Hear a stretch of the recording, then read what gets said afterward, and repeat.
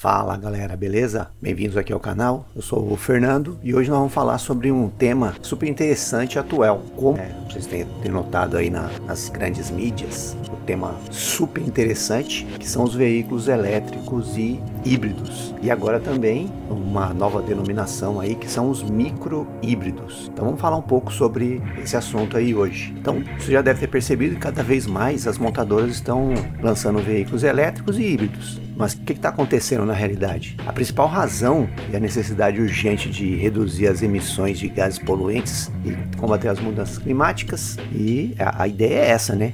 A princípio, né, a pressão maior hoje é devido aí às mudanças climáticas, as emissões de gases que estão muito elevadas. Então, uma das soluções encontradas aí pelos estudiosos dessa área é a fabricação em massa aí dos veículos elétricos e híbridos. Além disso, os motores a combustão estão em declínio devido às regulamentações ambientais que estão sendo mais rigorosas. Então, a demanda por tecnologias mais sustentáveis é o que está ganhando espaço hoje aí nessa área do meio ambiente. Hoje nós vamos explorar então diferentes tipos de veículos elétricos, desde os totalmente elétricos, os híbridos e os híbridos leves, que atualmente também são chamados de micro-híbridos. Então, vou explicar aí como que funciona cada um, as suas vantagens, desvantagens e o que esperar aí do futuro para esses veículos. Primeiro vamos falar sobre os veículos elétricos, né? Que é o grande barato aí do meio automobilístico hoje, é o que tem de novidade. Então, também conhecido como BEV, que é a sigla aí para veículo elétrico a bateria. Esses carros funcionam apenas com energia elétrica armazenada numa grande bateria. Aí vai depender um pouco do fabricante, 350, 370, 400 volts. Hoje já temos aí veículos com baterias até maiores que 700 volts. E lembrando que as baterias são de tensão e corrente contínua. E olha só que interessante, os motores não são para funcionar com tensão e corrente contínua, são motores trifásicos alternados, onde precisa de uma tecnologia para transformar então essa tensão contínua em tensão alternada. Então já vai imaginando aí o tamanho do desafio. A grande vantagem é que eles não emitem poluente e enquanto a gente dirige são silenciosos, você não ouve barulho nenhum e tem um custo de manutenção geralmente mais baixo. Até imagine você que num carro desse elétrico eu não vou precisar, por exemplo, fazer revisão periódica de troca de óleo, filtro, esses detalhes assim que um carro a combustão necessita. Então não faz barulho, a manutenção mais barata, então já é uma coisa boa, uma grande vantagem realmente. Desvantagem existe, né? Como nem tudo é perfeito, ainda há desafios, né, com relação à autonomia. A gente está falando aí de carros com 350 km, algumas montadoras já dizendo que tem tecnologia para que isso aí dobre, né, de autonomia, quilômetro rodado, né, por recarga. E aí está outra desvantagem, que é a infraestrutura de recarga adequada. Você ainda não encontra em qualquer esquina um eletroposto aí para carregar o seu automóvel elétrico caso você necessite. Então eu peguei um exemplo aqui, ó, dos queridinhos aí entre os veículos elétricos, o Tesla Model S. Esse veículo, por incrível que pareça, ele tem aqui, ó, uma potência de 1020 cavalos, né?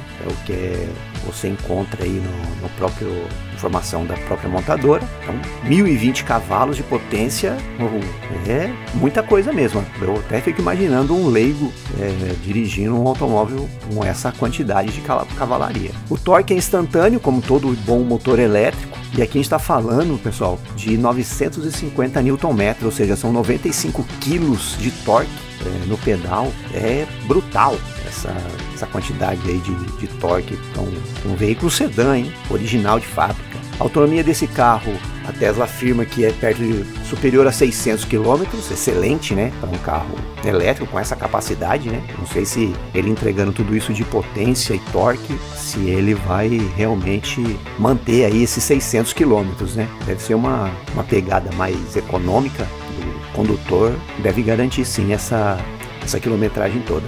Então é um veículo extremamente rápido, facilmente você encontra aí o pessoal colocando essa potência toda à prova aí com outros tipos de veículos aí super esportivos, por exemplo. Embora seja um sedã, ele tem aqui, vamos se dizer, uma pegada aí de carro esportivo, perfeito? O outro exemplo que eu trouxe aqui, ó, é o BYD Seal, que é extremamente bonito, né, arrojado. Vejo circulando aí pelas estradas da nossa região aqui. É um veículo com valor mais acessível, né, comparado com o Tesla, por exemplo, e também não deixa a desejar, não. Possui uma potência aí perto de 531 cavalos, potência de carro super esportivo, com torque de 590 newtons, aí aproximadamente 59 quilos de torque, extremamente poderoso.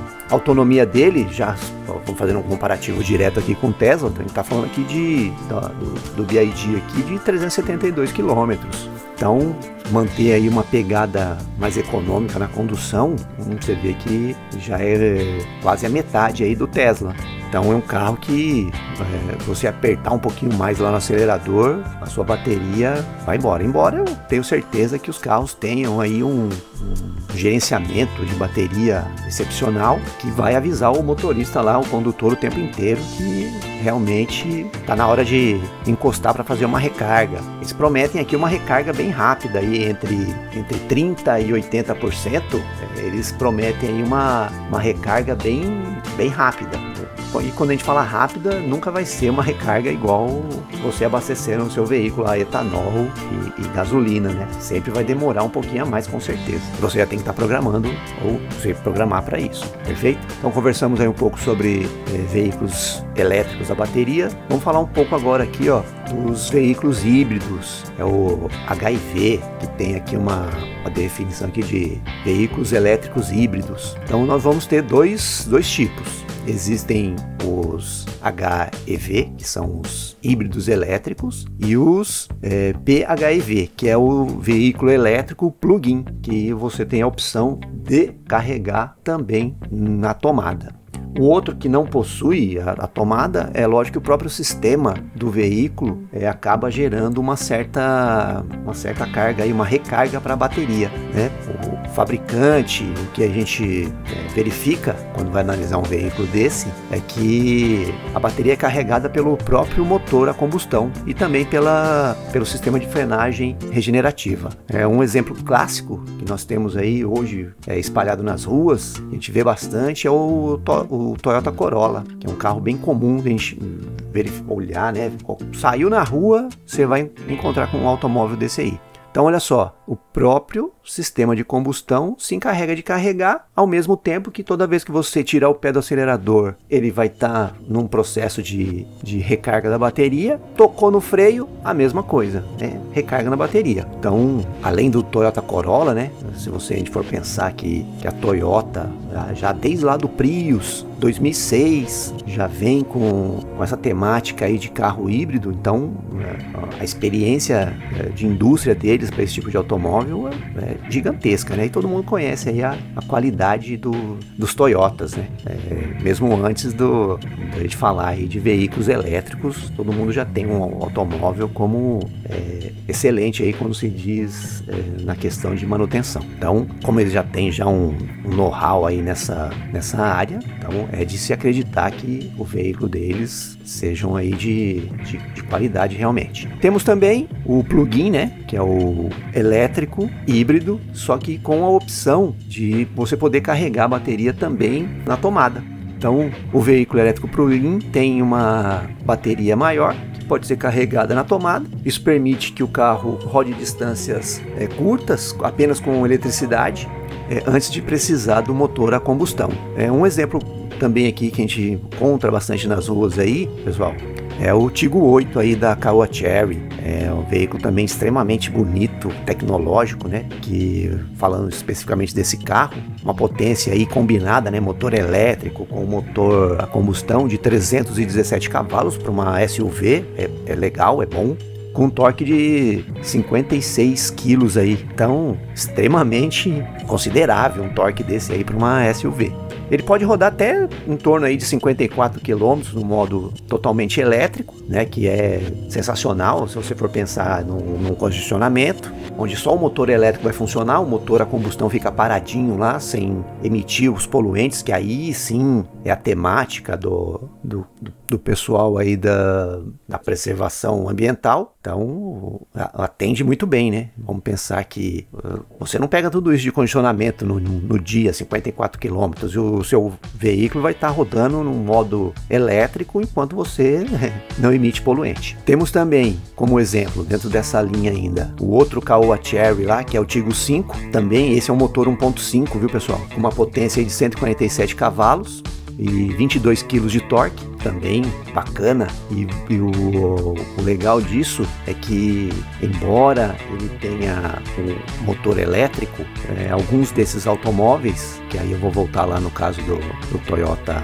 Corolla, sempre que precisar de auxílio de partida, né? Vou sair aqui num condicionamento, num semáforo, sempre ele vai partir com o motor elétrico. Para combinar os dois, assim, os dois motores ao mesmo tempo funcionando, elétrico e a combustão, numa condição mais extrema, os dois motores também vão atuar junto. É lógico que por tempo mais limitado, né? Eu não vou ter esses dois componentes aí funcionando ao mesmo tempo durante um longo período, por exemplo.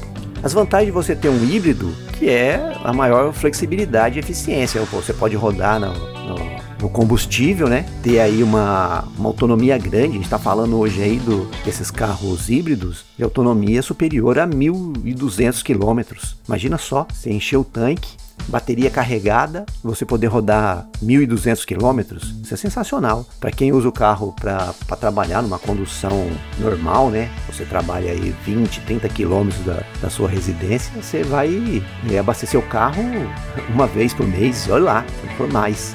Então, nesse quesito aí, vantagem total, né? No entanto, os híbridos plug-in ainda dependem de combustíveis fósseis. Ou seja, você vai, quando o seu carro estiver lá no modo a combustão, você vai estar gerando poluentes, mas muito menos que um veículo convencional, né? Que fique bem claro isso, tá ok? Vamos conversar agora um pouco sobre os veículos híbridos leves. Esse aí é uma novidade. Eu acredito também que muitas montadoras vão iniciar aí com veículos mais em conta, né? Não vou falar popular, porque popular hoje, todos eles custando acima de 100 mil reais, não tem muito de popular. Vamos pensar o seguinte: híbridos leves hoje, inclusive, até a nomenclatura mudou recentemente, mudou para híbrido, microhíbrido, que é um termo técnico mais aceitável para esse tipo de automóvel. Então, os veículos microhíbridos contam com um motor, gerador, uma bateria menor. Olha só, pessoal, bateria de 48 volts. Até então a gente vinha conversando nos outros automóveis aí com bateria acima de 300 volts. Esse é uma bateria de 48 volts para auxiliar o motor a combustão em diferentes situações de rotagem. Olha só, de novo, né? Nesse automóvel, pelo que eu pude verificar, todo carro convencional tem um gerador lá que é o alternador, todo mundo conhece. Nesse carro, esse alternador vai ser também um motor elétrico. Olha que interessante. Então eles construíram lá um alternador que também tem a função de motor elétrico. Então, em determinados momentos aí de condução do veículo, esse alternador, que também é um motor elétrico, é o que vai fazer o carro funcionar. Lembrando que esse gerador, pessoal, não tem contato com as rodas do veículo. Então, quando ele estiver em funcionamento, ele vai estar impulsionando o veículo através do motor. A gente está falando aí de um acionamento por correia, perfeito? Que situações, por exemplo? Parei num semáforo, vou sair, e nesse momento consome bastante combustível, polui mais então o veículo, ele vai sair no modo elétrico. Então ele vai deslocar o veículo de modo elétrico, na sequência entra o motor a combustão para fazer o que tem que ser feito. Aí sim, contato com as rodas, e veículo tocado normalmente. Esse, assim, se a gente for para falar de economia, em média aí todos os fabricantes que têm esse tipo de veículo estão falando aí, pessoal, em torno de 10% de economia de combustível. Sempre ter economia, né?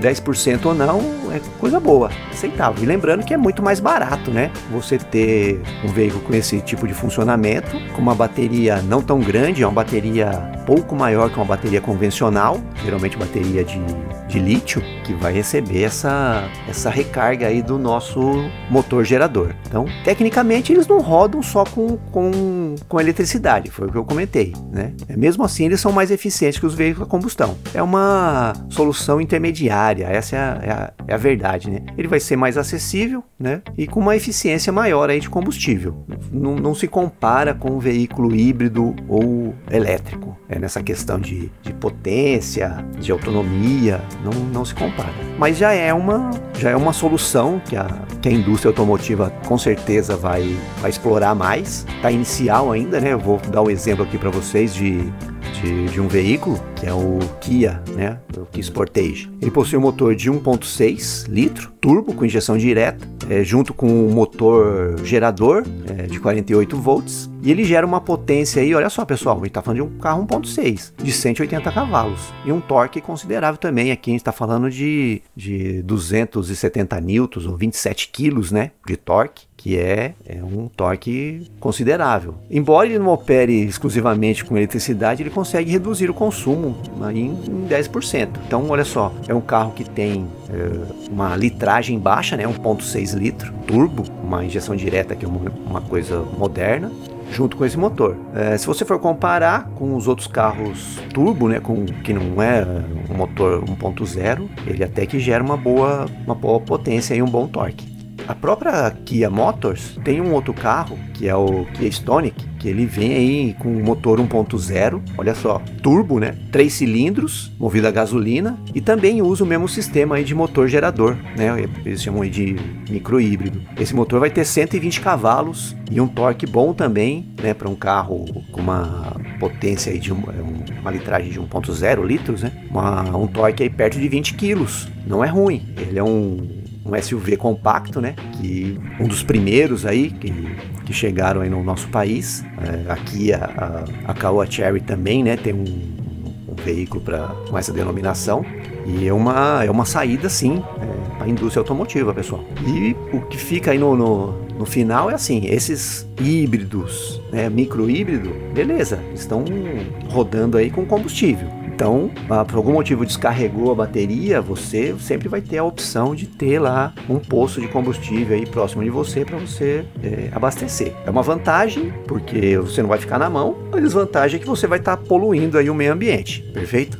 Com relação aos carros 100% elétricos, o dado que a gente tem hoje aí disponível com relação a eletropostos, né, no Brasil, é uma coisa que vem aumentando, né? A quantidade de carro elétrico produzida, vendida no país só tem aumentado, e é lógico que a infraestrutura tem que acompanhar. As empresas, o governo estão investindo na infraestrutura para tornar a recarga de veículos elétricos mais acessível. Porém, ainda hoje você, dependendo do bairro onde você mora, você não vai encontrar um eletroposto aí à sua disposição. Hoje a gente encontra bastante aí em shopping, né? Grandes shopping, supermercado, um posto de recarga lá. Porém, ainda, se a demanda de veículos elétricos subir brutalmente, não acompanha. Os dados que a gente tem hoje é assim, para esse ano, né?